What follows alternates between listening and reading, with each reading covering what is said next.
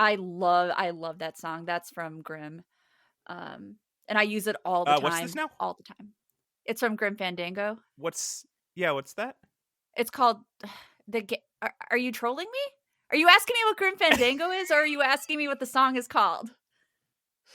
You cannot be on this podcast if you don't know what Grim Fandango is. You keep saying these words, Grim Fandango? I've just never heard of this. It's called Swanky Maximino, if you ever want to listen to it on your own. Oh, I've played that game.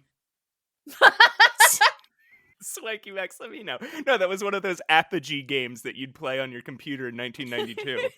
You were Swanky Maximino, and you'd jump around a bunch of like alien space stations, and you'd be shooting like monsters from 70s Halloween. Oh my god! Like monster films. Are we recording? Yeah, we're recording. Well, that's our fucking cold open, Swanky Maximino. Cue the theme music, Roses!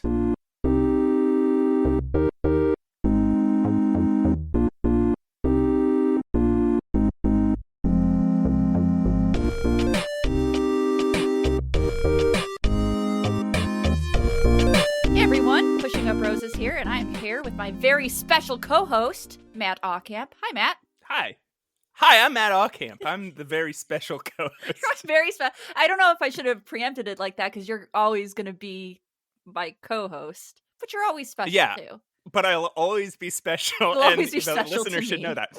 Well, because the listeners will know you really well. Like, I guarantee more people are coming to this podcast because they know who you are than know who I am. I don't know. So, me and Matt have something special for you all. And that is a new adventure game podcast. And what is it called, Matt? It's called Save Your Game. I almost thought you forgot it first. I'm like, oh god. It's also a public service announcement. That's true. You don't even have to listen to the podcast to be like, oh yeah, I should. Oh yeah, I should do that. And then grab your Steam Deck or whatever and be like, oh yeah, I forgot. Did I save that, or did I just leave it running all night and it's still on the pause screen? Because that's what I do. Yeah, you're on year 99 of Stardew Valley. Today, on this first episode, we just want to tell you a little bit about who we are and why we like adventure games and what our favorite adventure games are. And then in our second segment, we will talk about a recent adventure game that we both played, a newish, I guess I'll say, modern indie adventure game, which we would love to champion more of. Yeah, absolutely. We're not going to be the first podcast to talk about adventure games. What? But, we want to make sure that we're doing something unique, right? So this first episode, we're going to be talking a lot about the classics, I think. Because we're going to talk about where we came from, why we're into this stuff in the first place. Yeah. But I think there can be a thing when you're into sort of a genre that has such retro ties and aesthetics. There can be a problem where we just talk about the same 20 games over and over and over for, I guess, 30 years now. Yep. Hey, you know what we should talk about? Colossal Cave Adventure. I'm just kidding. I mean, maybe someday we'll talk about it. I don't know. But yeah, that does become a problem with adventure games. And I think it's because it is pretty niche, even though there are many, many adventure games that have come out, since the early 80s, let's say, for mainstream. We do tend to focus on the same ones. And we still, I think, we make what I think is a mistake of thinking that those early, I think it's Sierra had 30 some games, and LucasArts had, I think, 11. And we make this mistake of thinking that those were the golden age, those were the pinnacle. Yeah. But I think far more quality adventure games come out today. Oh yeah. Than back then. Absolutely. Some of my favorite adventure games have come out in the last 10 years, I want to say. And that's not to say I don't love the classics. I grew up on them. It's a little weird to still referred to like King's Quest 3 is my favorite adventure game. That's no one's favorite adventure game. That's only me. Yeah. Well, then let's, rather than dancing around it, let's dive in and talk about who are you? Who Me? are you, Pushing Up Roses? Yeah. I do some stuff. Okay. I do some stuff on the internet. I used to have I still have a channel. My channel's not dead, you guys. I have a channel that I used to talk about adventure games on. I still do every now and then, but it has since pivoted to murder mystery, horror, MST3K riffing, and things of that nature. But I do still like to talk about adventure games. Every now and then I still play them. I still talk to Matt about them. Yeah. in emphatic ways. And I am also an artist. No further explanation necessary. A podcast artist. A podcast artist. Yeah, check this out. You know what I can do on here? I can do this. Art. That truly is art. Is art. Gotta be talented I don't care what anyone says. Podcasts is art. Podcast is art. Podcast is art, Roses. Can I get that on a bumper sticker, please? Podcast is art. I think my explanation of myself is pretty good. Who are you, Matt? I think so too. I'm just a guy. I have a podcast that is very different than this one. And releases I guess now, if you're to average it out, is at a rate of like one episode a year. Wow, how do you put out quality content so consistently, Matt Aukamp? It's about the origins of archaic folk music. It's called Every Folk Song. Feel free to check it out. And I had a podcast that this thing I think also is still kicking around on the internet, but it's dead now. I forced two of my comedian friends to watch all of the Pokemon movies back to back with me, and talk about them. It's called The Very Worst. Why would you do such a thing? Well, because podcast is art, and art requires suffer.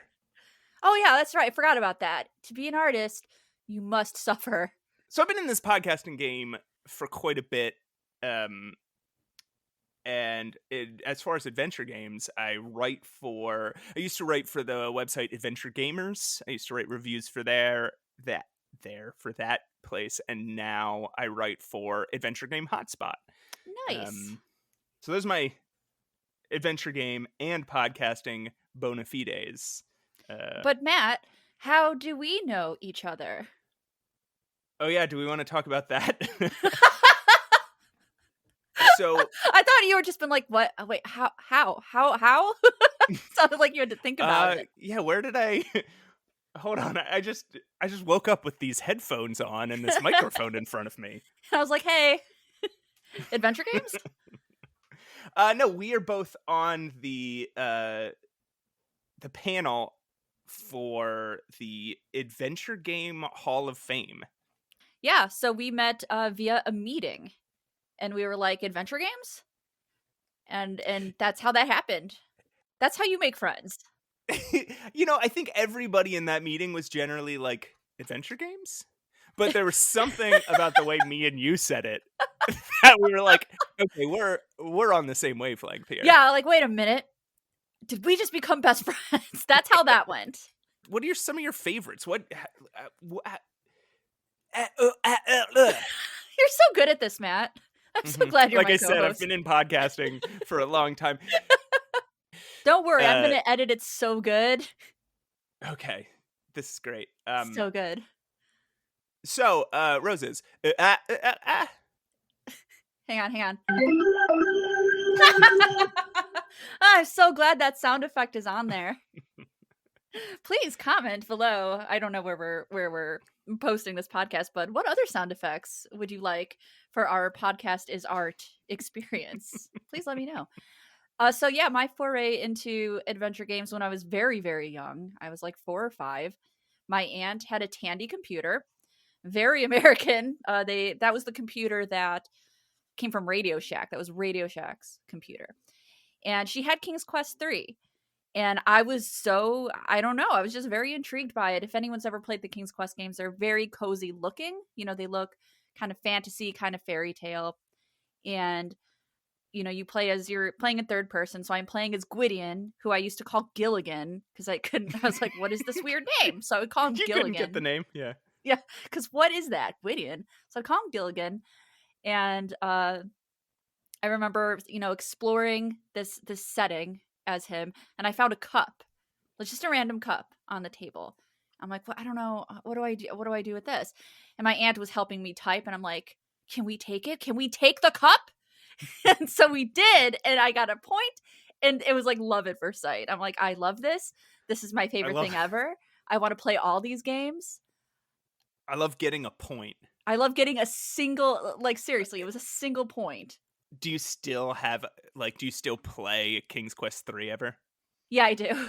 I actually do. So it's certainly more than, for me, just a nostalgia game from my past. I do pick it up and I do play it every now and then. It's one of the adventure game reviews that's on my channel. I loved reviewing it, as you can imagine.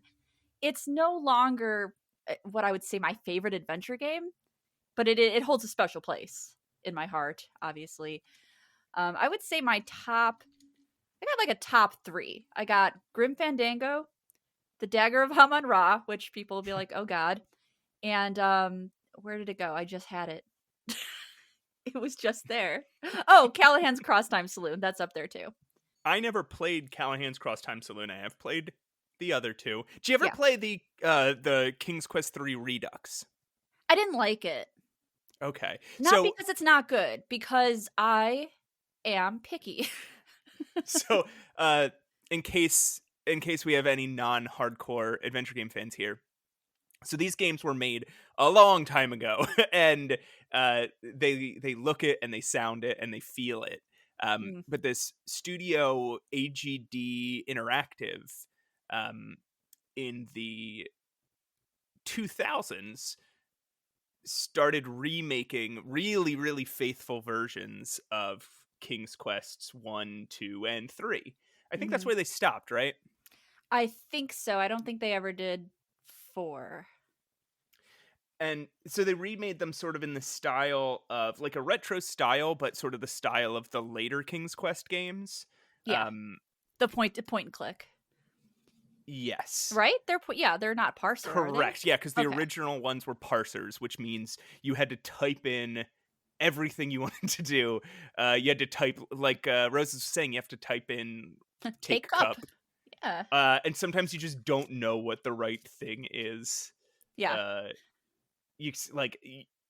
Especially in a timed sequence, which happened sometimes back then.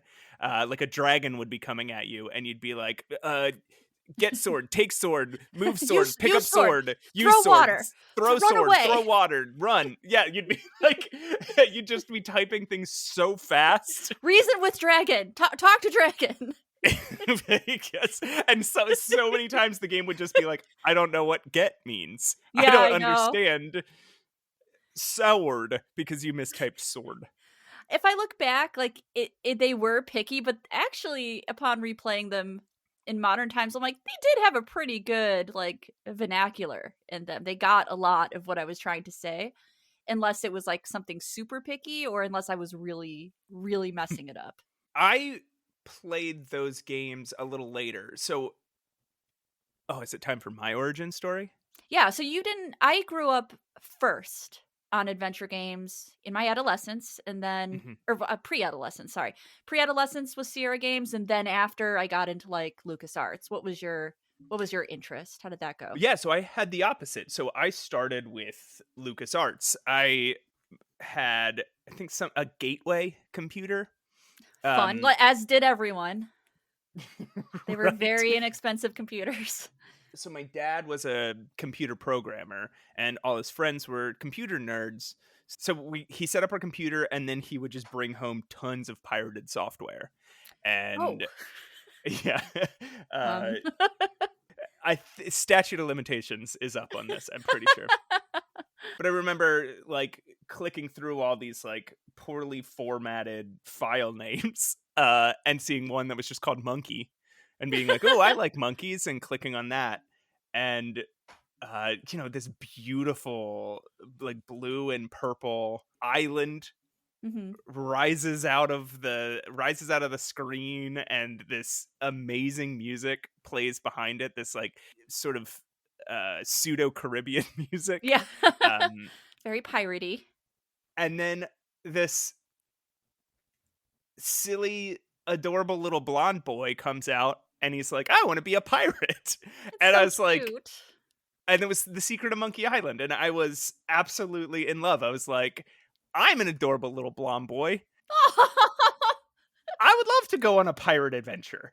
And Cute. so I really related to Guybrush Threepwood because he was silly and he was incompetent and he was game for anything, right? Like Mhm. those are sort of the traits of Guybrush Threepwood. I need to make an amendment here now that you've said that. Crud. So in my top 3, this is going to change every 2 seconds, by the way. Right. Um, I would say that Curse of Monkey Island is up there with one of my favorite games of all time. I needed to amend that. I felt guilty upon not saying it. Now I Right. feel better. I played Monkey Island just over and over and over. Just the first one? No, like I couldn't make it anywhere in the game, and I didn't understand that it was different than a normal game. Like you uh can't lose.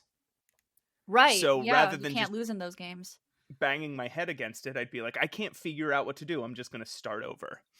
Um so it was years before I got off of Melee Island. And because I was 6 years old, I think, when I first played this game. Yeah. And yeah, it was years before I got off Melee Island, and even longer before I beat the game. And then I was like, I need more of these games, and I found out there was a sequel, LeChuck's Revenge, and then Curse of Monkey Island came out, and Curse of Monkey Island was so good. I thought Yeah. it was so funny and so charming, and it was hitting just every button I needed at that point in my life, Yeah. as just like a nerdy outcast semi-indoor kid. It was And like the perfect point and click. And I don't say that lightly. I right, really do think that. right. And for its time, like those graphics were unbelievable. I think they hold up too. I think that game looks gorgeous. It still looks modern to me. Right, it's one of those games that because they went with a cartoon, and I find this with a lot of early adventure games, the ones that went with a cartoony art style Mm-hmm. really hold up versus the ones that were trying to push bounds. Yeah, I Like know. 3D games look terrible. So yeah, so after I played Curse of Monkey Island, I was like, I want to play every single one of these that exists. Aw. And so I would, every time I could get my parents to take me to the mall, I'd buy a new computer game. And so I ended up playing all the LucasArts games, and then some random ones that I bought at a store, and one of them ended up being Circle of Blood, which was the American name of Broken Sword 1, Oh, yeah. But Shadow you of know the what? Broken Templars. Sword, I didn't grow up on those. I tried to play it in adulthood and I lost my patience. And I know they're good games. I really should get back to that.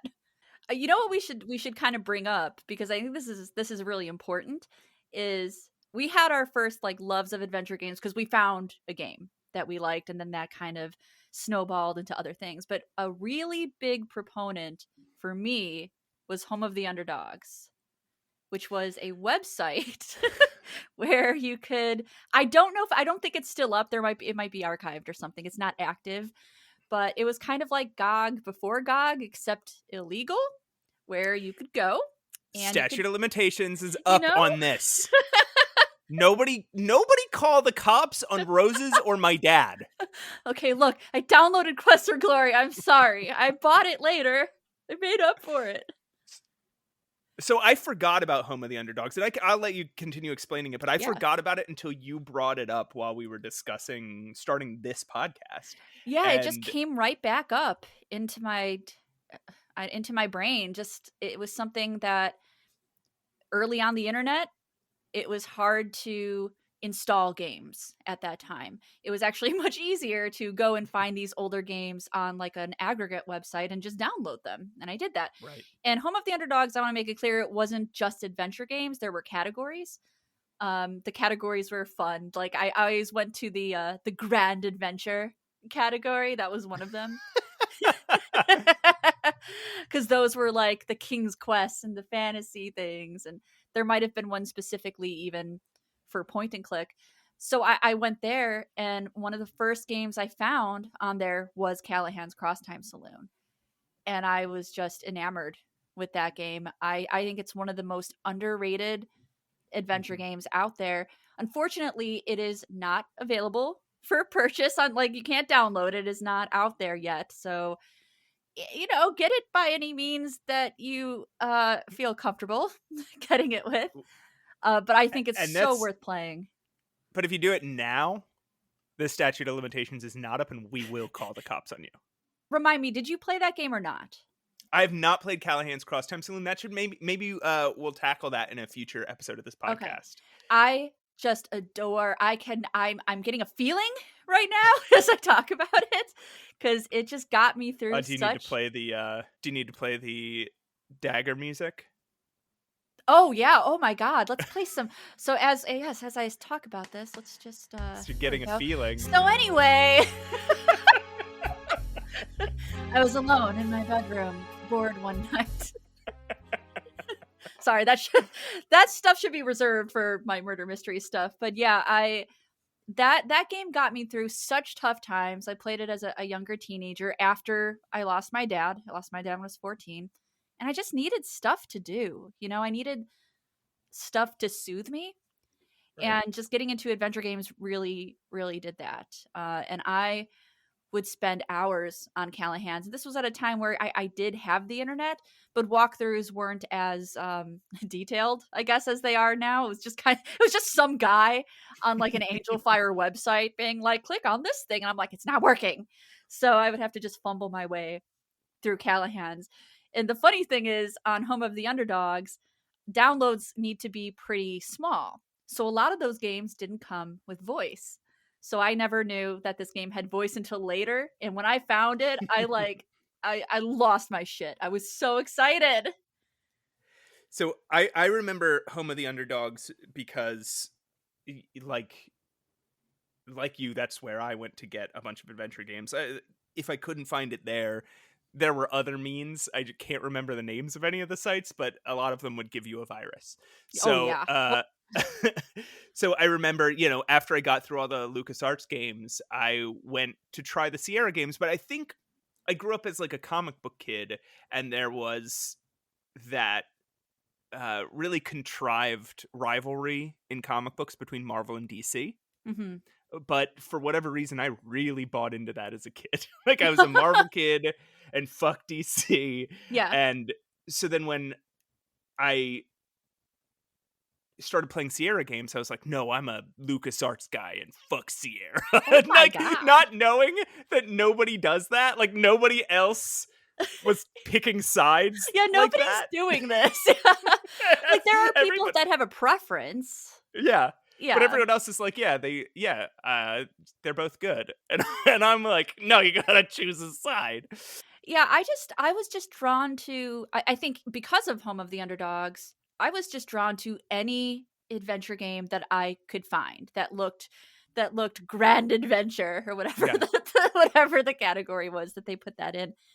I think one of the things that helped along my my choosing a side was that Sierra games are so hard.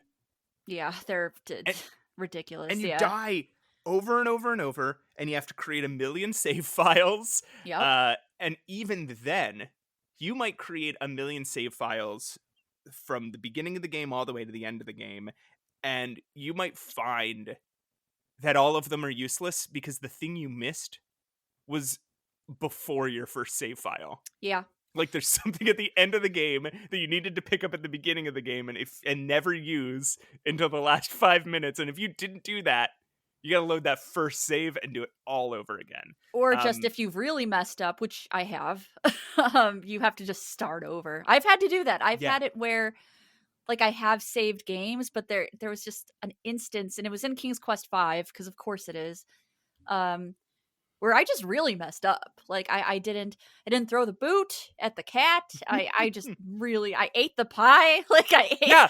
You don't eat food in adventure games, people. You don't eat food in adventure. Your character doesn't need nutrition. They're a pixel. They don't even go to the bathroom, so don't even worry about it. Don't eat. We're being serious. If you get food as an inventory item in an adventure game, do not eat it. Do not eat it. The things you're talking about in King's Quest V, King's Quest V is notorious for this. And if you're a listener who doesn't know King's Quest V, there is a sequence, and I guess spoilers, but who gives a shit?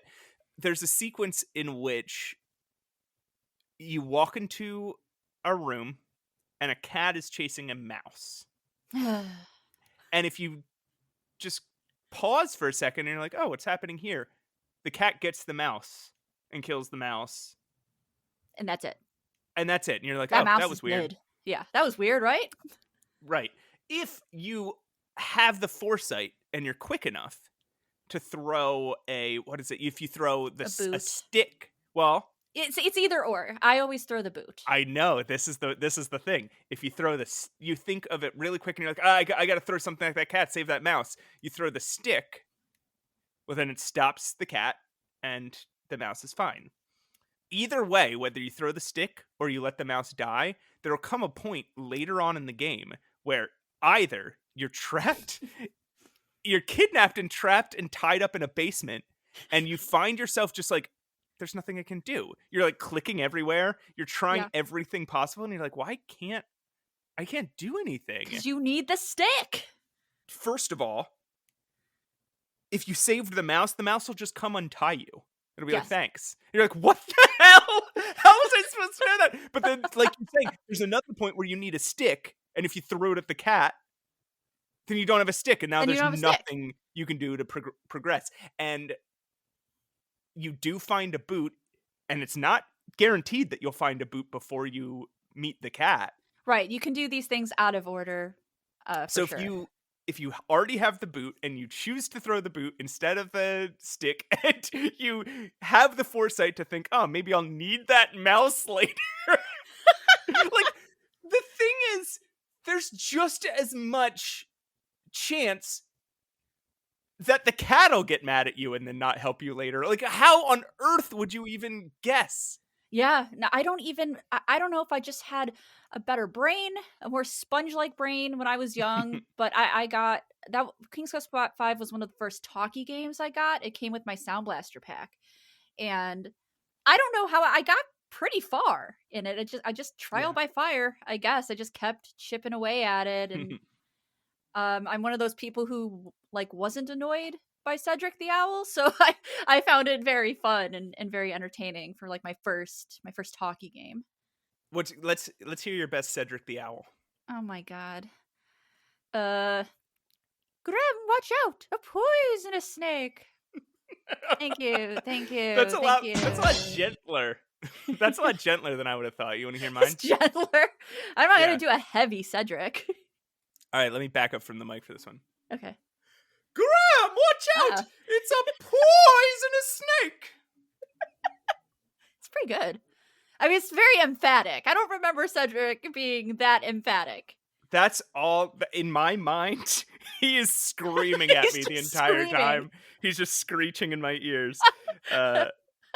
So there's also a puzzle in King's Quest. This is the thing I wanted to say. There's also a thing in King's Quest where I think you get a croissant and you get a pie, and you need to give somebody food at some point.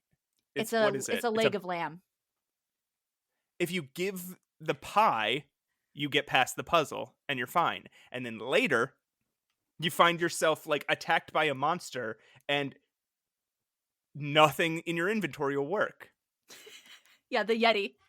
If you instead fed the thing the leg of lamb, then later you can throw a pie at the Yeti. And it's just like so utterly absurd. So I think these things made me so mad as a kid. It was really easy to be like, I'm not playing Sierra games. I hate these. Yeah, understood. They really are. They really are difficult. Except that I know that you and I both have a Sierra game that we are like wild about. Mm-hmm. Do you know what I'm talking about? Well, so I played all these games again in my 20s. Okay, but we still have one that we loved, and I played through all of them, and I loved them. And I'm like stalling for time, trying to imagine which game specifically you're referencing. We talked about it in depth. Okay, I'm gonna count to 3. we're both gonna say it. Okay, so on the count, I'm gonna say 1, 2, 3, and then say it. Okay. This is what I'm gonna say is gonna be wrong, and it's gonna be so embarrassing, and our listeners are going to send you letters being like, "Get a different co-host." What if it's right? Get a different special boy. All right, I'm gonna do it. I have faith in you. Right. Okay, ready? All right. 1, 2, 3. Quest for Glory 5. Oh my god, that is so. I was about to say Phantasmagoria. I was hearing mumbling something. I'm like, it's not right. Whatever it is. No. Quest for Glory. Oh my god. So that is one of the games that I picked up at a software store. Was it a Babbage's? It wasn't a Babbage's. Yeah. But I don't know why I'm calling this a software store. It's gotta be. There had to be a different name for it. Like a Best Buy? Now I can't remember. It might have even just been like a GameStop. You know how they used to have like one rack? Yeah, they did. PC games. Yeah. And Quest for Glory, I didn't know the lineage of Quest for Glory. I thought it was like other video games where you play number 5. It's just like a brand new entry, might have completely new characters, has no connection to the previous games. That's not the case with Quest for Glory 5. I mean, as I played through it, I did get mine at a Babbage's. I convinced my parents to buy it for me. And as I played it, I did realize that they're not like Final Fantasy. They are connected. And there are characters being like, nice to see you again. I'm like, what? What now? And then later I had to go back and play all the other Quest for Glories. But Quest for Glory 5 has such a special place in my heart. It is broken. It is absurd. It's mildly offensive. I love that game. I don't know what it is. When you say broken, you mean broken. Like I mean broken, yeah. There are paths that you can take in that game that just don't work. Yeah, it's broken. Just like if you choose to, I think it's like there's something with Frankenstein's castle, and for a long time, I think until a fan patch was made, if you chose the smart route, like the brains rather than brawn route to get through this Frankenstein's castle puzzle, things just didn't happen. Yeah. It's also broken combat wise. You would basically pull a lever and nothing would occur. Oh, I remember that. Oh my God. And the only solution, it wasn't like you just go back a little bit and come back and it'll work, or just restart your game and it'll work. The only solution is to restart your entire game and hope that weird errant line of code doesn't happen again. I almost forgot about that. Yeah, I mean that makes it especially broken. I was even just thinking of like the broken combat system, like the broken mechanics, speed and timing. Just it's all not great. Yeah, the combat is always either impossible or hilariously easy. Yeah, I don't know how I played that game like a crazy person though. Same.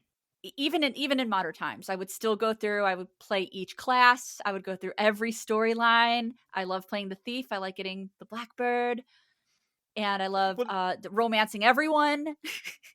Oh my God! For a horny 11-year-old Matt Aukamp playing that game and having the exotic dancer come onto my character. Oh my God. Oh boy. I needed to rest after that sequence.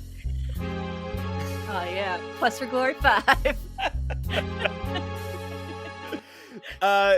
So I guess let's set up Quest for Glory a little bit. Yeah, Quest for Glory is a series of games. It started a little after all the other Sierra games. So Sierra Games was known for having games that said Quest. So Yes. they had King's Quest was their fantasy game, Space Quest was their sci-fi game, Mhm. Police Quest was about Stupid. I mean, stupid great. cop, I mean, awesome. dumb Great cops, games. and literally racism is baked into the Police Quest games. That is, So yeah. like honestly there are Yeah. times where it's like there's a bunch of you're pulling a bunch of cars over, and if and you Yeah. get to make the decision whether to like give these people a ticket, search their cars, let them go, like that kind of thing. And uh you just and there wasn't much of an indicator whether these people were like secretly bad guys or not. But Right. I'm pretty sure now somebody might correct me. I might be wrong here, but I'm pretty sure the one guy you couldn't let go, like you were supposed to let the rich asshole go, the rich white asshole, Oh my and then god. you were not supposed to let the black man go. Ah. Ah. It's You would not like get in good. trouble if you did. Yeah. So they had all these quest games, and one of them was Quest for Glory, and Quest for Glory was made by this couple. God, what are I their believe in names? you. You better edit this out. Oh I'm my not god. editing this out. They are called I'm Lori. not Lori and Corey Cole. You did it! Oh my god, with no I was help. like trying to Google so fast. Sweating. So yeah, this couple, Laurie and Corey Cole, who are these just like two corny ass game designers who love to make puns and love to They sure do. they're just silly people. They clearly like got into writing by playing D&D with their friends. Oh yeah. And and the games are a cross between role-playing games where you have a character, you pick a class, you level up their skills, and you level up their skills in such wild ways. Like if you want to level up climbing, you just stand by a tree for an entire day and you click on the tree over and over, and your guy climbs the tree and climbs back down and climbs the tree and climbs I did it! back I leveled up! down. You could level up strength by like Punching. just like punching a wall or whatever. Like it's so absurd. And then it's like interspersed with point and click puzzles.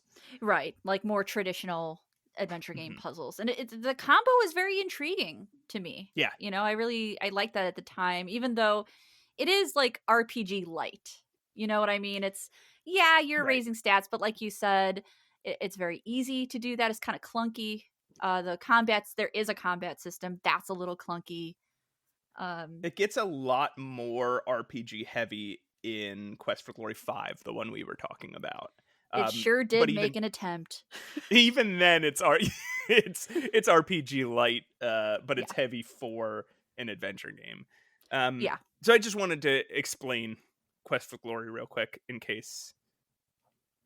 I do recommend those games. Yeah, I think they're great. I'm sure there's some problematic stuff in them too, but I would say don't be afraid to use maybe a guide. Would you agree? oh yeah, there's no way you're going to get through especially some of the early games without a guide. You could probably do one. You almost certainly couldn't do two without a guide. Definitely not. Definitely Yeah. not. And you can maybe clunk your way through Quest for Glory 5. Because I did. I just And- fumbled my way through it. And 4, if you save your game enough, you can get through 4. I think I made it through 4 without a guide. I think you can. And that's not to say you would do the best or have the best score and the best things, but I think you can get there. And 4 is great. Mhm. It's got a spooky aesthetic for all of my little spooky goths out there. That's the vampiric one. They're It's the vampires. funniest name. It's the funniest name for something like dark and brooding. It's Shadows of Darkness. That was the name of my short story when I was 10 years old. I'm a goth. Here's my story. You know when you have darkness and then it casts a shadow? It's like that. It's like that, guys. It's perfect. It's on point. Yeah, and I think the Quest for Glory games are meant so that you don't hit those dead ends like we were talking about with King's Quest. I think 2 has a couple dead ends, but I'm pretty sure the other 4 don't, you can just die a lot or You can miss die, cool yeah. stuff. Like, you can miss special weapons or spells or things like that that make the game more fun, but you can't, I don't think you can get into an unwinnable state. If there is, it's much less so than the other quest games. And I think the big thing is you'll get to the end, you just might not have a lot of people celebrating you at the end. Like, there's always a scene at the end of every Right. Quest for Glory games where all the characters you encountered and helped like are in a room and they're all cheering you on. And like, if you play bad, there'll be like 3 people. So sad. It's the same thing in King's Quest 6. Like, you can do kind of a speed run on King's Okay. Quest 6, and you can choose a shorter route to get through that Okay. game. But if you do that, like, nobody, the whole point is Alexander's getting married to his princess. Nobody will be at your wedding. There will be like a person. It is so sad. And everybody you help in King's Quest 6, like, it's so satisfying. Everybody's so satisfying. appreciative, and you feel like you're making like a real change in that world. Oh, That would just be the worst. it's bad. Yeah. I played it just for the hell of it. I'm like, oh, I didn't save Casima's parents. My parents think I'm dead, probably. What's going on here? So you wanted to talk about one more game before we move on to our next segment. One more game that definitely had an impact on, I guess, my love for adventure games, and that's Sanitarium. I found it at a Best Buy when I was very young. I only found it in the jewel case. I now have the in box. Somebody got it for me in box. But I found it, and I had never played a game like that before. This was my first time playing, I guess, what you would call a spooky game, more of a thriller type of a game. It has dark undertones to it. It might not be scary to some people, but it is on the darker side. It was not a comedic adventure game, and at the time, a lot of adventure games had a comedic thing going on. Yeah, it was meant to be scary. Yeah, it was meant to have this aesthetic, and like I said, I'd never played anything like it.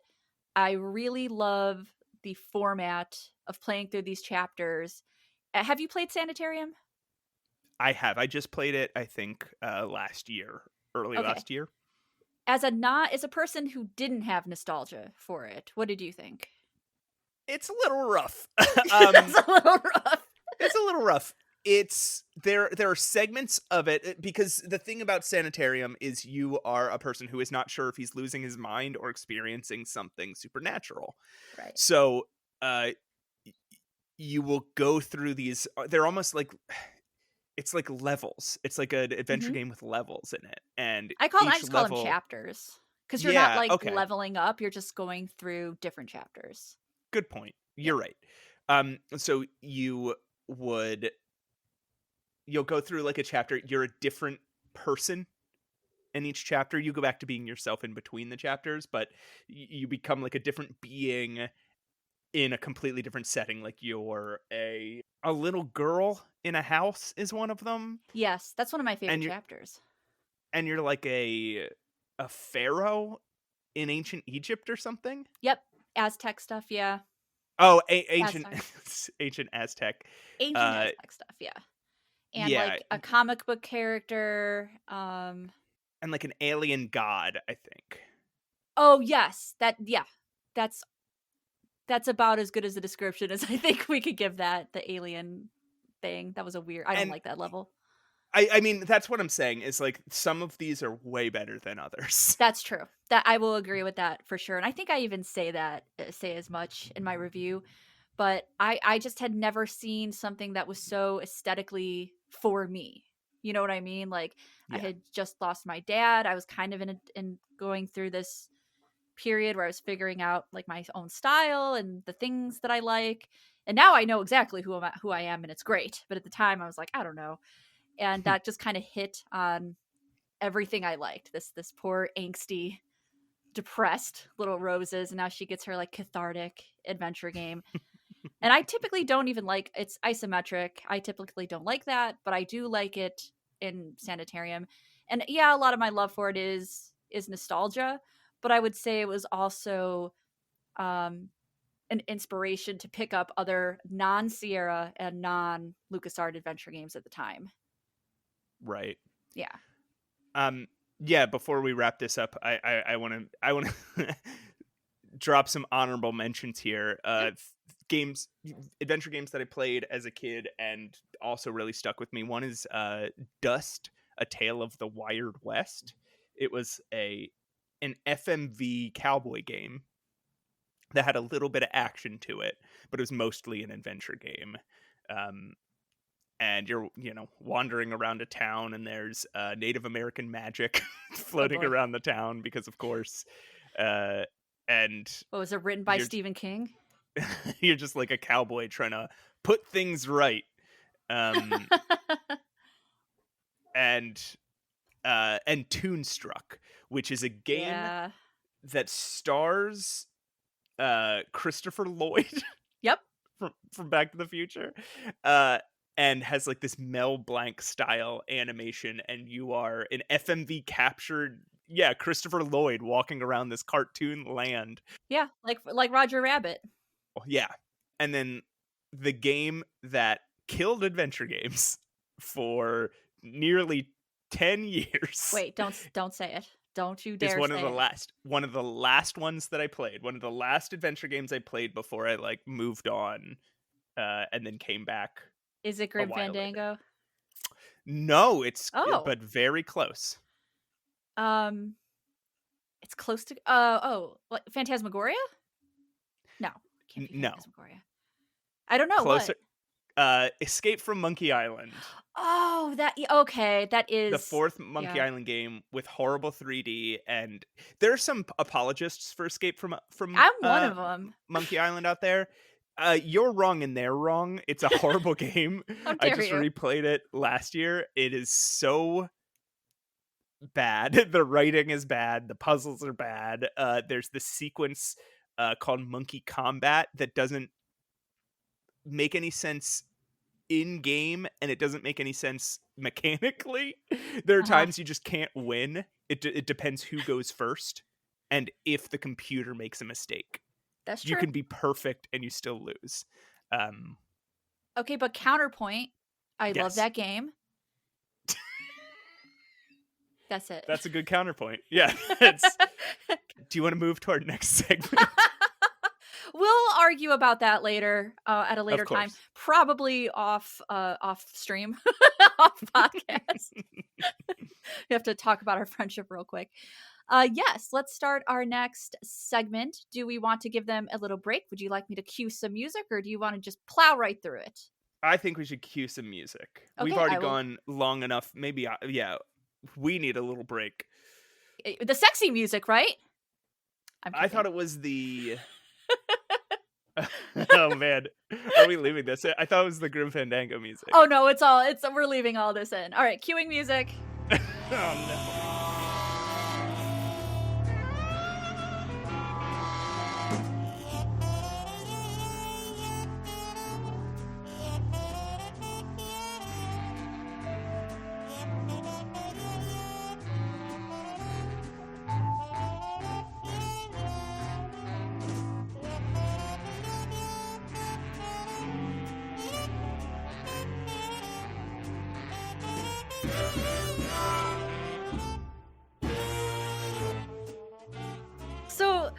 Quick story, I went to go get a drink, noticed that I had drank it all, and then came back without a drink. And that was my break. How was your break? I coughed. Good. A little bit, and I drank a little bit of whiskey. What? Had a little bit of whiskey next to me, and I decided to have some of it. Okay. And that was my break. Good. I'm glad we're all back. Let's smoothly go into our segment, and this is where we hope to, like I stated earlier, champion some indie adventure games, hopefully more modernish games. And Matt and I decided to talk about the game Perfect Tides. Matt, would you like to begin? Okay, Perfect Tides. Yeah, it was a game that was released in 2022 by Meredith Gran, who was a webcomic person before that. Yeah, and I didn't even know that. I thought that was so cool when I figured that out. Yeah, me neither. I didn't know it when I started the game. I haven't read her webcomics yet, but they are on my list because this game is so good. It takes place. It's like a period piece. Mhm. Uh, takes place in the year 2000. You are a young girl named Mara. You're 15, just about to turn 16. You live on a small island that Called I do you know the name of the island? Perfect Tides. The name of the island's Perfect Tides? I'm pretty sure. Okay, I believe you. It's just that detail did not stick in my memory that was the name of their island. What a uncreative name for an island. Not on Meredith Grand's Yeah, part. this is not on you, Meredith. This is not No, on you. no. No, I'm sure there's plenty of I'm sure that's realistic. I'm sure there's plenty of people who built a town on an island and then didn't know what to name the island. So yeah, so you live on an island where you have to take a ferry to and from the mainland every day to go to school and to get your groceries and such. Um, which is a cool setting, but the thing that is gripping about Perfect Tides is it's just this really honest and relatable encapsulation of, you know, the entire coming of age experience. Yeah, The especially idea in of 2000. right, the idea of going from 15 to 16 and all that entails, and we'll get into it. But uh on top of that, this picture of what it was like to live as a kid in the year 2000, um and how much of your life centered around like AOL Instant Messenger. Yeah, And AOL. Total Request Live, baby. That was my life. there's a Total Request Live reference in it. Mhm. Yeah, it's just this really good, really sweet, really honest, I say sweet, but also disturbing and scary Yeah. and um funny. It's just like remember your teenage years and how they were scary and disturbing and funny and sweet and stupid. Uh Yeah. this game really captures all of that. Yeah, and when I think you were the one who told me about it, and I'm like, "Oh, I gotta play this game." I don't know, somebody told me about it, it might have been you. But what got me was, oh, it's about a 15-year-old who just lost her dad, who Mhm. spends a lot of time online. It's me. It's me. Dyes her hair weird colors, has a strained relationship with her family. Like, yep, yep. Shots fired, Meredith Grand. Yeah. Uh I really related to at some point she starts getting into like the punk scene, Yeah. more from the social side than the music side. I loved the music as a kid, but I really related to that. I was a Yeah. punk kid. I was like, there's a character in this game um, who has a blue mohawk and like a studded leather jacket, Yep. That and did remind me of you. I'm like, "Oh, that it's this little Matt." I didn't wear glasses back then. I was supposed to, but I thought they looked bad on me. I think we So were all there, trust me. Now we're all blind. also, yeah, and also this guy is like a little too horny. And I was like, yeah, okay, this this like horny, awkward, rebellious, but not really for any specific reason, punk rock kid with a mohawk. That's exactly me. That was Aw. exactly me in the year 2000. No, it's really perfect, and I like that you described it as honest, Mm, because I think because it is about a teenager, right? Even though it is extremely emotional and sad, this character that you play can get annoying. They can get emotionally vampiric almost, just zap the yeah. energy out of everything. That character is even called out for it by one of her, in-game character friends. And I think honest is a good way to put it because it can get cringy. You're kind of looking at this at the outside, and being like, what is this girl's damage? Like she Right. she wants to be loved. She wants somebody to love her, but only on only the way she wants to be, On her exact terms. on her Yeah. exact terms. And this I could really relate to as well. It tells kind of a little story about how she has an online love interest only through instant messenger, only through AOL or AIM, whichever one. And a fan fiction community. In a fan fiction community, that's right. And so like that's kind of like what I would do online. It wasn't fan fiction, it was AOL roleplay. So I would have these friends and we'd all go to a chat room, we'd all real-time roleplay. And I had a romantic interest that I would know only through text. And at the time, it was very difficult to get picture. I didn't know what he looked like, like there were not, you'd have to scan a picture, and put it online. It'd take a bajillion years. At that? And part of my life is so interesting because Meredith writes this very accurately. The character kind of forgets about this online person that she has a connection with because she meets someone in real life. And it's just this interesting thing, this interesting transition from being online all the time to being offline. It's so interesting the way the game opens up. She's taking the ferry back from school with her like childhood best friend, who she's sort of growing apart from. Like that friend is becoming sort of more popular. Yeah, more she's cool, more social. While Mara is becoming more isolated and nerdy.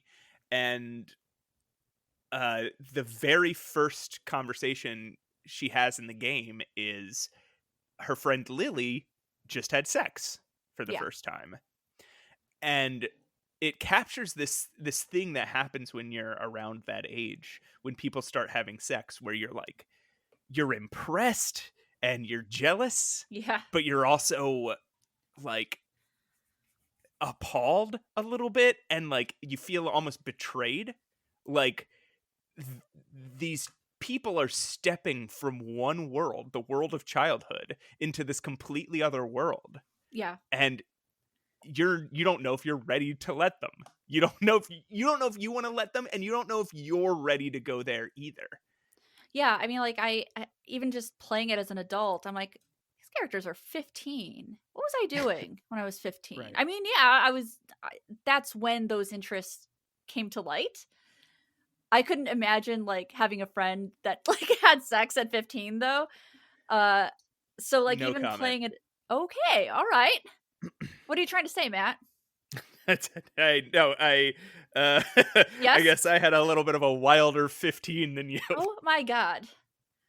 Listen, I was a high school dropout. I had other things that I needed to be doing. Like nothing, as an example. I waited until I was an adult. I was 18. Thank you very much. I am the moral one here. There's a funny thing about losing your virginity as a young teen is if you break up with that partner and then you go looking for other partners, nobody else is there yet. And so now you understand how cool sex is, but now for like a year or two, you're just sort of stranded in a sexless world. And you're like trying really hard not to like push anybody that direction, but you're like, God, I want to do more sex. And no one will do sex. But yeah, Mara is both like seemingly impressed, but also distraught that her friends. I think she feels that she's going to be even more distant from her now because they're in two totally different worlds. The game is really smart about this in other ways too, and these are some of the disturbing things. One of the very next character you meet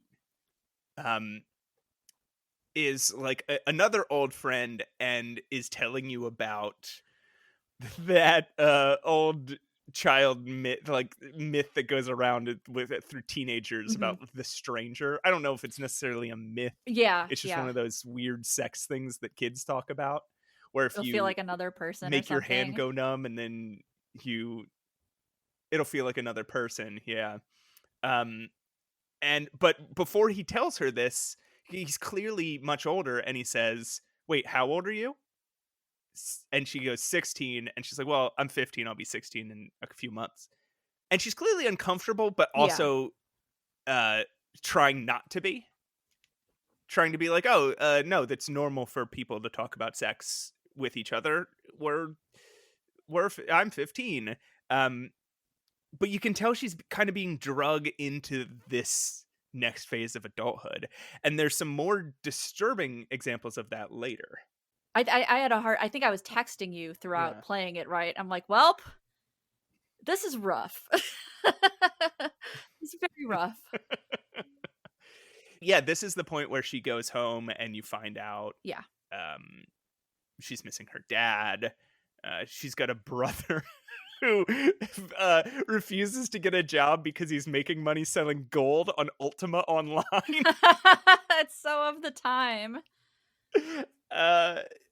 And she like she gets into some fight with her family, and it's that sort of thing where, like you're saying, she's kind of being a jerk.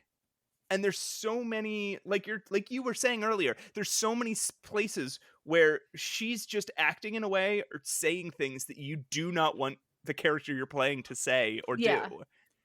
She becomes a little unlikable, but also Yeah. relatable, you know? Which is why, again, I think honest is the best way to put it, because Yeah. I remember being a teen and having those very valid, emotional feelings, and she's grieving too because she lost her dad, whether she knows it or not. You know what I mean? Like, Yes. that's a very young age to go through grief. I was the same age. And so she is grieving whether she knows it or not. And I don't think she quite knows how to cope with it. So it comes out and kind of like, I want romantic interests, or I'm going to start this shit up with my brother. I don't know. The brother character is interesting to me. I was ready to really hate him.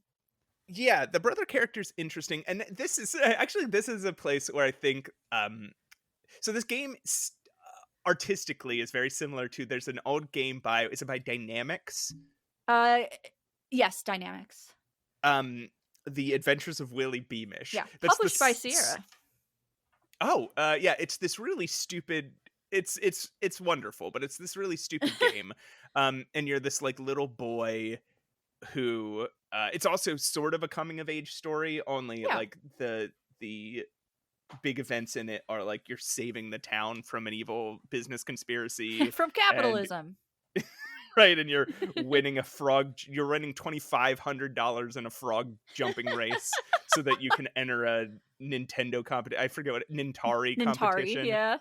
Aesthetically, they look very similar. I was getting the Willy Beamish vibe. And also, they're both way more adult than you would think. I think even especially Willy Beamish has some more... it depends on your definition of disturbing, honestly. I think...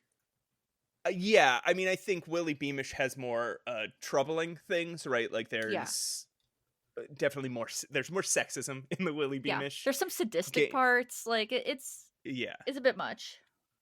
But in... I think Perfect Tides is definitely the more mature of the two. Yes. Both...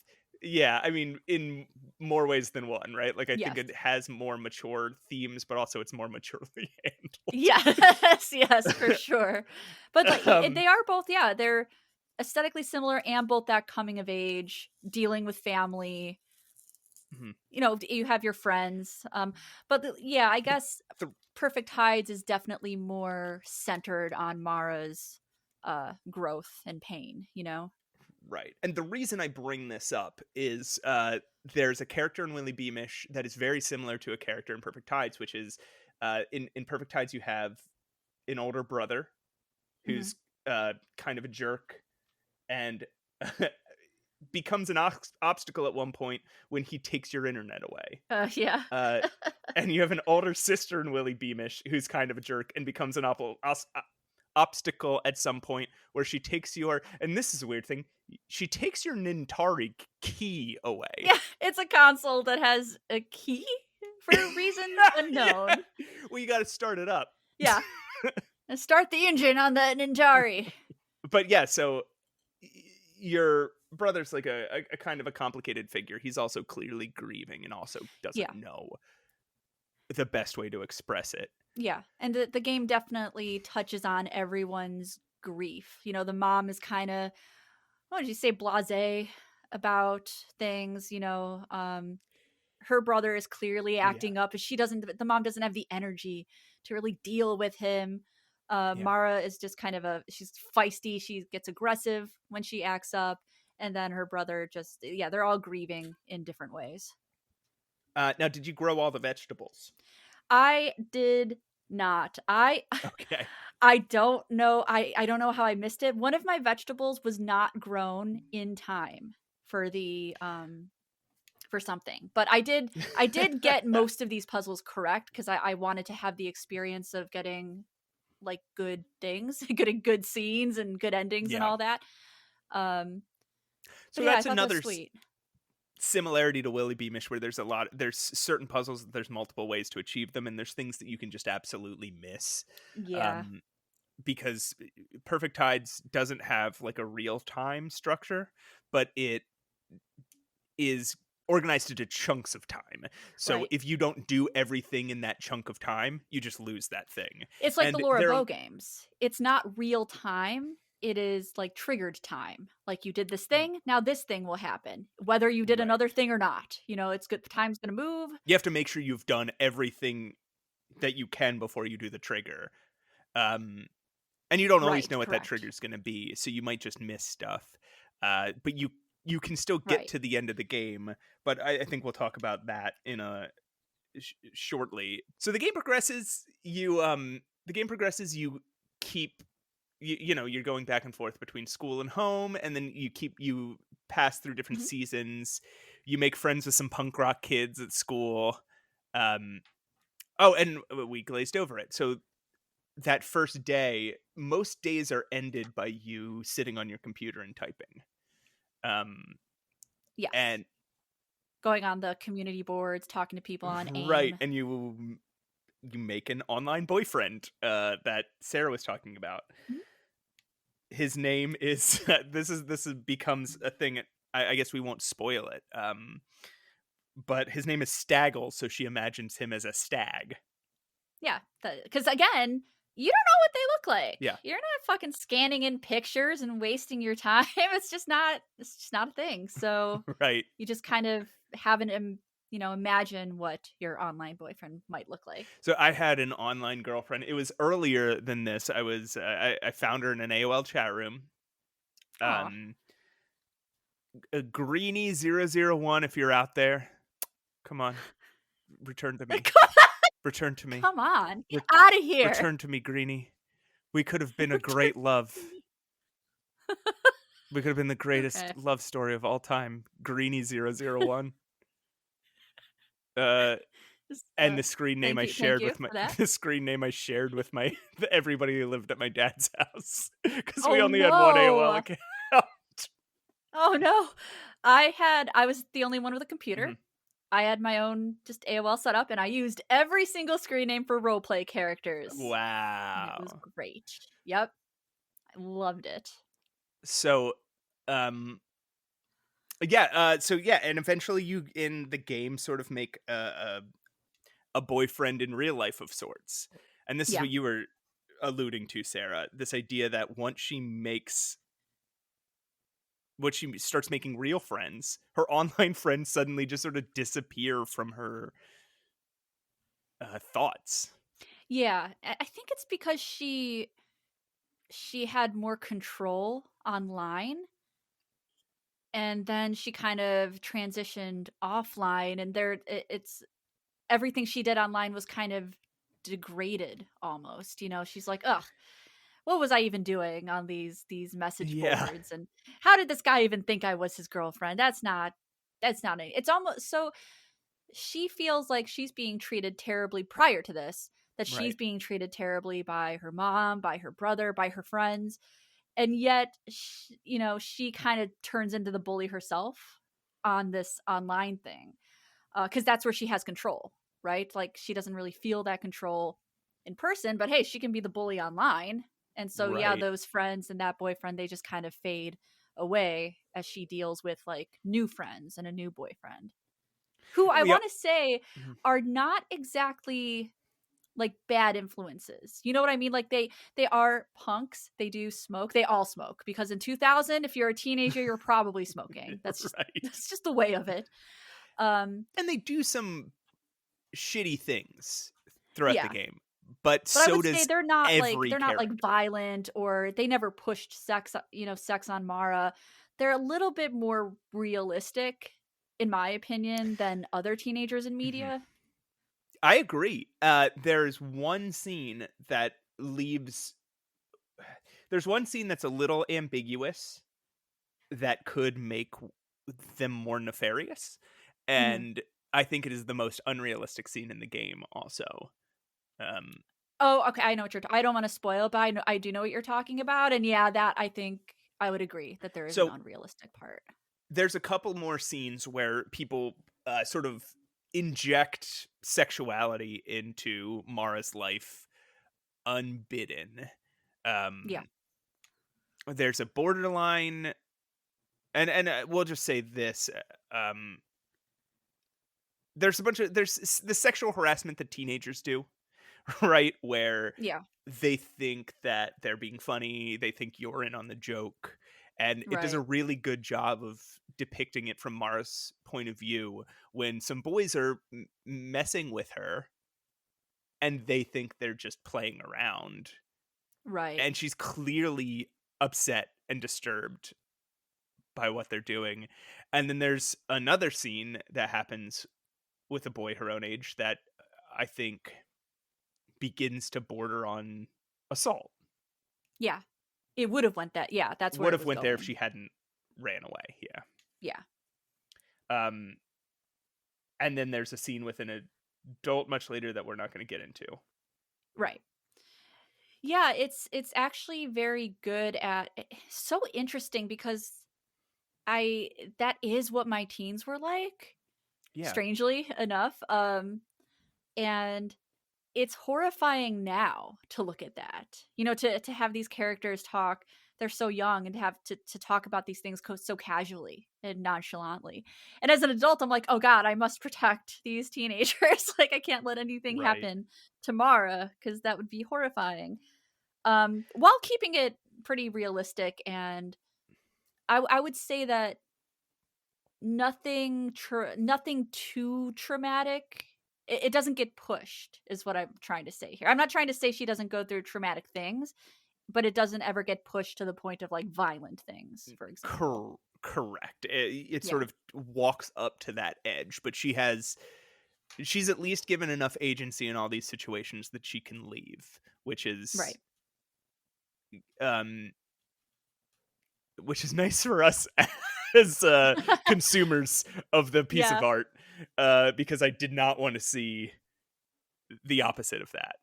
No, Um, me either. I was like, no. yeah, and I don't even like having seen what I saw. Right, like it was just so uncomfortable. And it's interesting you say you want to protect them, but I remember being that age, and I remember situations similar to this. Right, I remember people had different levels of comfort around sex Yeah. um, at that age, and some thought it was funny, and some thought it was cool, and some thought it was still too advanced. Yeah. Um, and you consequently would run into this stuff all the time. It's just a bunch of idiots trying to figure out what to do with these feelings. um, and sometimes that manifests into you know kids fumbling around in their bedroom, and sometimes it manifests with just like one of your dickhead friends taking his penis out and Yeah. waving it in front of everybody, And right? thinking that's a joke, you And know. thinking, yeah, that's what joke is. This is He's like, comedy. penis waving is art. Is art art. is Artists suffer, penis wave is art. uh And I will suffer if that happens. Jesus. uh, and yeah, and so it really captures that feeling. It really captures that like this is disturbing, but I remember going through it around those ages and feeling yeah, again that conflicted feeling of like, oh, I guess this Yeah. is what now that we're grown up, this is how we do Quote, jokes. now that we're quote grown up. Yeah. Yeah, exactly.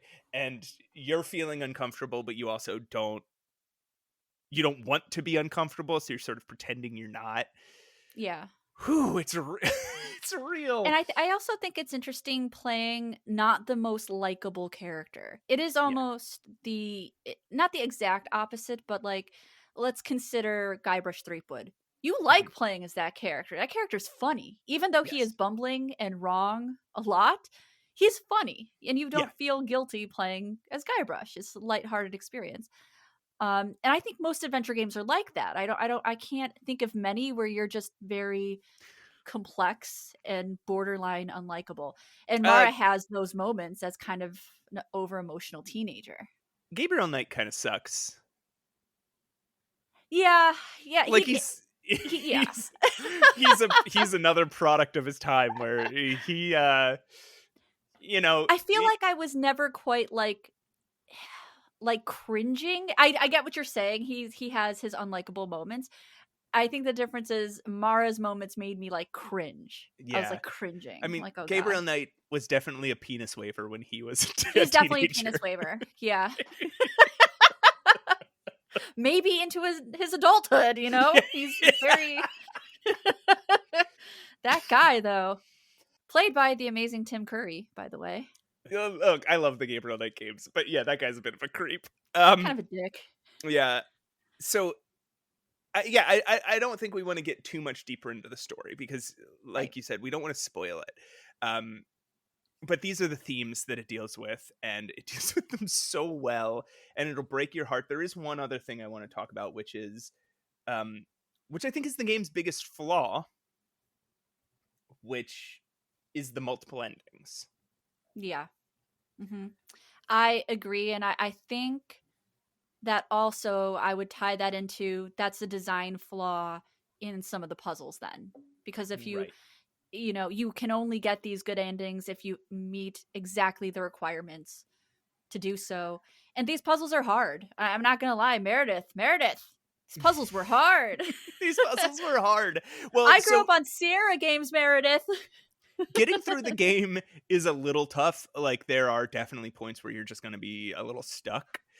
Yeah. Um, but the bigger thing is making sure you do all the small extra things because hmm you need to do a certain percentage of them to get the good, quote unquote, good ending or the golden ending or whatever. Yeah. Um, Now, there's two endings. The bad ending is kind of nothing. It's kind of a non-ending. Right. Yeah, I remember I had played to get the good ending. So I'm like Me just too. and I Yeah. couldn't actually find cuz nobody wants this ending. Like Right. true story, I couldn't even find a bad ending unless I really combed, through the internet. Because you don't want this ending. I ended up finding one on YouTube, and it's it's similar to the beginning of the good ending, but then it just stops. And if I had gotten that ending when I played this game, I think I would have. I don't think I would be that stoked on it. I think I would Yeah. be disappointed with the game, to be honest. I mean, that makes sense. It's telling a story. It is Yeah. weaving this beautiful narrative. And I'm actually working on a video right now about how an ending of a movie just annihilated the whole thing. And I Okay. think that happens with the bad ending. The Agreed. game is amazing with the good ending. Um, and the good ending is pretty metaphorical, but it Yes. is so impactful and uh it's the sort of thing where it has you sort of laughing and crying at the same time. It Yeah. pumps you up while at the same like while it makes you sort of well up in your chest. It's Yeah. it's one of the best endings to a video game I've ever seen, and then Aw. that uh bad ending is so the opposite. Yeah. Um, so I think if you're gonna play Perfect Tides, I would save a lot hmm and maybe um every time the seasons change, maybe go check a walkthrough and make sure you didn't miss anything. Yeah, I agree. And because it is so narrative, I don't see a problem with even doing that. I did use a walkthrough for a lot of it because I had planned on doing a more in-depth review, Right. but I super enjoyed this game Yeah. regardless. And it's also it's very how do I say this? Scene heavy. Like there are puzzles. This is a point and click adventure game. You can get stuck, you can lose, like we just said, but it's very scene heavy. There's a lot of dialogue. Yeah, the Yeah, focus is the story. yeah, It's not there to sort of test your brain as much as it right. is to tell you a story. It's there to test your heart. And with that, I think maybe we end this segment. I guess. Okay, yeah. So I think Roses. Yes, I think we did an episode. we did an episode, and it only took us like 5 months. Man, we're good. Good at our jobs. We were like, let's try to keep this under an hour. I don't know what running time because we're looking at the entire time we've been on this call. So I don't know what running time you listeners are looking at, but it's definitely over an hour. Yeah, it's pretty long. This is just what happens when we talk, to be honest. Yes. The thing about Matt and I is we will talk for 5 hours about adventure games. Yeah. That's just how it is. Yeah, no exaggeration. Yeah, no, we're not exaggerating. So, but we're going to try to keep this thing a little more reined in. This, as the first episode, we wanted to give you guys an introduction to us and like where we're coming from here. I think in the future, we're going to divide things into a little bit more clean sort of segments.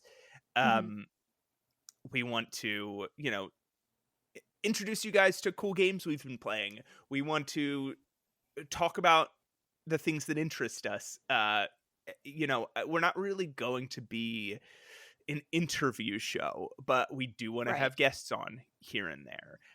Probably, yeah, we would keep them confined to one of these little segments rather than that would be a whole episode. So don't worry, you'll get plenty of us. Aren't you excited?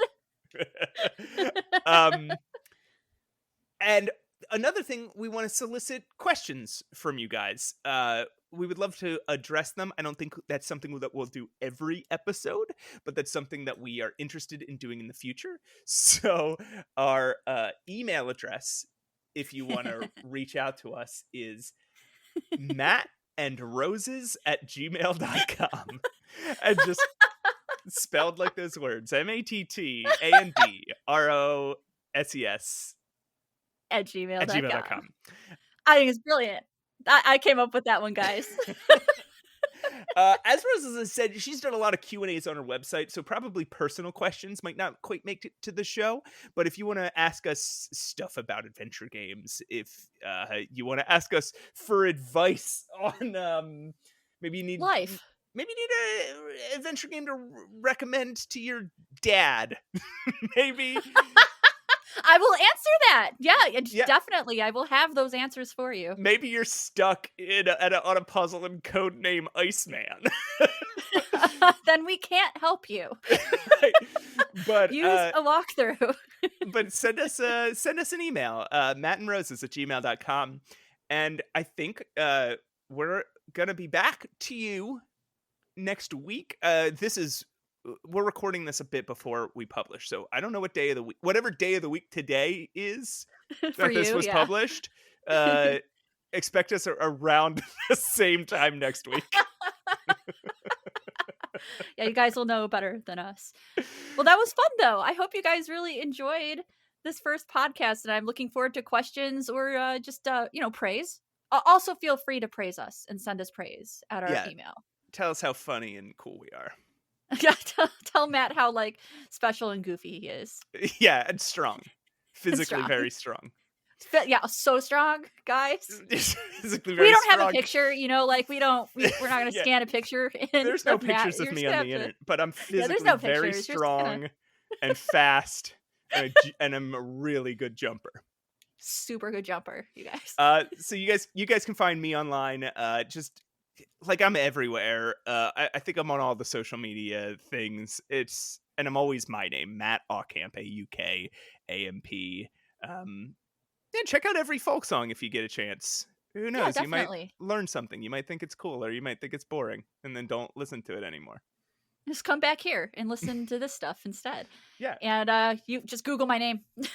Just Google Pushing Up Roses. You'll find me. Check out my channel if you want to watch old adventure game videos. I really do have a ton on my channel if you want to revisit some of those. I have opinions. Don't come for me.